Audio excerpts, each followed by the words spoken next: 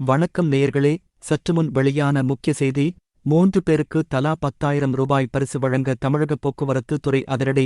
இதை பற்றி முழுமையாக பார்க்க வீடியோவை ஸ்கிப் பண்ணாம பாருங்க. மேலும் தினந்தோறும் முக்கிய தலைப்புச் செய்திகள், வானிலை, போக்குவரத்து மற்றும் தமிழக அரசாங்க செய்திகளை உடனுக்குடன் அறிந்து கொள்ள மறக்காமல் நமது சேனலை சப்ஸ்கிரைப் செய்து கொள்ளுங்கள்.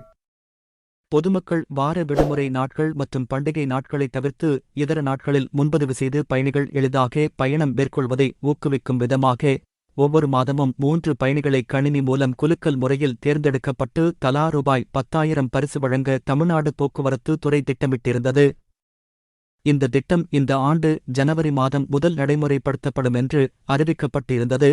அந்த அறிவிப்பின்படி கடந்த மாதம் வார விடுமுறை நாட்கள் மற்றும் பண்டிகை நாட்களை தவிர்த்து சாதாரண நாட்களில் முன்பதிவு செய்து பயணித்தவர்களில் 3 பேரை போக்குவரத்துத்துறை அமைச்சர் சிவசங்கர் கணினி குலுக்கல் முறையில் இன்று தேர்வு செய்தார். அந்த வகையில் இசக்கி முருகன், சீதா, இம்தியாஸ் ஆரிப் உள்ளிட்ட 3 பேர் தேர்வு செய்யப்பட்டுள்ளனர். இவர்களுக்கு விரைவில் ரூபாய் 10,000 வழங்கப்படும் என தமிழ்நாடு போக்குவரத்துத்துறை வெளியிட்டு உள்ள அறிக்கையில் தெரிவிக்கப்பட்டுள்ளது.